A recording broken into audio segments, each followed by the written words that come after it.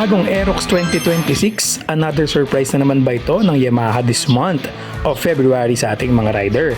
At ito na kaya ang lalabas ngayong month sa lineup ng mga new Aerox version scooter ni Yamaha dahil bali-balita ditong February 20 ay may lalabas daw. Parang Ultraman ang colorway nito. Bagong Aerox V3 2026 silver metallic with a touch of red and may gold matte texture sa mags pa. SPY ECVT version ito, grabe ang angas. Dual combination ng color at fairings pero matte metallic type siya plus yung kanyang forged carbon plastic accent sa front cowling nito or yung kanyang design doon sa kanyang headlight. Dagdag angas pa yung TFT display at yung mga solid na features na meron itong bagong Aerox V3 SP version 2026. Check na natin ang full specification, features at magiging possible price nito pag lumabas na sa Pilipinas, hopefully ngayong February. Meron pa rin itong 4-stroke 4 valves 155cc single overhead camshaft single cylinder. Liquid cooled engine pa din with VVA fuel injected at YECVT engine. May max power na 15.2 horsepower at 8,000 RPM. Maximum torque 14.2 Nm at 6,500 RPM. May compression ratio na 11.6:1 at may bore and stroke na 58 by 58.7 mm at fuel capacity na 5.5 liters. When it comes sa lapad, haba at laki at bigat, sa dimension naman tayo mga bossing, meron nitong 128 kg sa kanyang timbang at seat height na 790 mm. With pre-shaped seat cushion for ultimate riding comfort, kitang-kita naman natin ng kanyang upuan na napaka-solid at masarap sakyan for long ride. Ground clearance niya 145 mm at may wheelbase na 1,350 mm. When it comes sa mga gulong mga bossing, ang tire size nito sa harapan ay may 110/80/14 na size at sa likuran is extra large, extra size na 140/70/14 for more stability, angas na look at maganda pang bangkingan. Casted alloy wheels pa rin ito with tubeless tires pa din. When it comes to suspension mga bossing, of course bago to, meron si bagong Aerox na improved 30mm front fork telescopic suspension compared doon sa lumang version sa atin sa Pilipinas na medyo matagtag ang front suspension. So ngayon inimprove na nila, ginawa nilang 30mm yung front fork telescopic suspension para mas more comfortable sa lubak ng konti. Pero syempre yung iba nag-upgrade pa din at hindi kontento dun sa stock na suspension netong Aerox SP version na lumabas sa atin sa Pilipinas. Ito kayang darating na bago, maganda na kaya ang front suspension? Plus, yung dual shock coil spring absorber with sub-tank sa likurang suspension na ito. So ito, dual shock absorber, wala namang nagreklamo dito so far kasi naka-sub-tank na at okay naman ang play nito sa rebound. Pero yung iba, nag-upgrade pa din ng mas more adjustable na rear suspension tulad na ibang mga brands na nakalabas ngayon sa Philippine motorcycle market. When it comes to braking power naman tayo dahil of course YECVT version pa rin ito na SP kaya maganda pa rin ang braking power nito.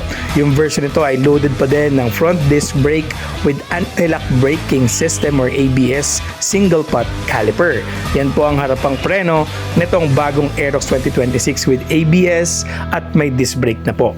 Sa likod naman, loaded pa din ito ng disc brake with single pot caliper pa din and traction control system na ABS pa din of course. Yun ang pinakapanalo dahil nga front and rear dual disc brake po ito. Harapan, likuran, naka disc brake na plus with anti-lock braking system for your safety and traction control system additional for safety kapag madulas ang kalsada or mabuhangin.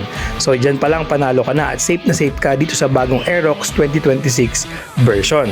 So ito na mga chong, yung mga features niya medyo marami dahil nga sobrang solid nitong bagong Aerox kaya madaming features 2026 version na Aerox.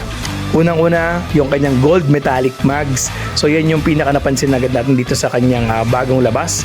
Yung kanyang gold mags, napaka-solid, napaka-angas. Talagang medyo bagay dun sa kanyang kulay na silver matte metallic, di ba? With a touch of red and gold color. Smart keyless control system, meron pa din po tayo niyan. Yung USB charging port sa kanyang compartment pocket. Start and stop system, of course yung YECVT engine nito na talaga namang pwedeng mong adjust doon sa iyong magandang TFT display. All LED lighting pa rin tayo.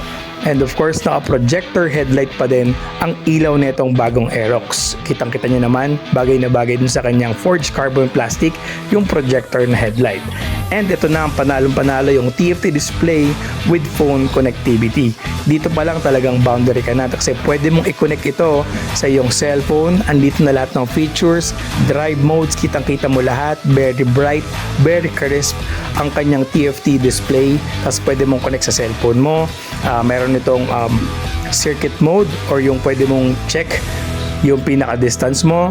So, meron din itong connectivity, meron itong navigation, message, music, kompleto, traction control system. Makikita mo din dito sa TFT display, di ba? Talaga namang panalong-panalo.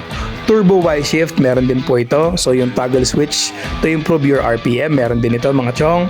Google on-screen navigations, nasabi na natin. And of course, yung emergency stop signal nandyan din. Diba? So, talaga namang siksik, liglig itong bagong Aerox 2026. Actually, meron na yan sa atin yung SP version. Pero itong bagong nilabas is new color, new mags color at improve yung performance niya. So para sa akin, panalo na naman ito at sobrang solid ng bagong color ni Aerox 2026 SP YEC-BT version. So tawag ko nga dito is special color, di ba? So fresh, maangas at talaga namang panalo. Patok na naman to sa masa.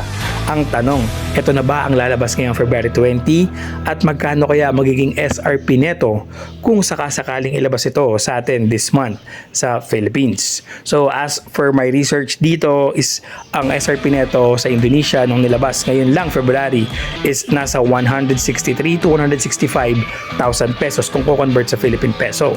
Pero for sure, mapalo to ng siguro ng mga 168 or 170 once na nilabas dito sa atin sa Pilipinas. Itong bagong-bagong Aerox 2026 version SP YEC-BT ABS and traction control system.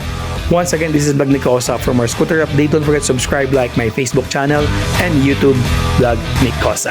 Peace!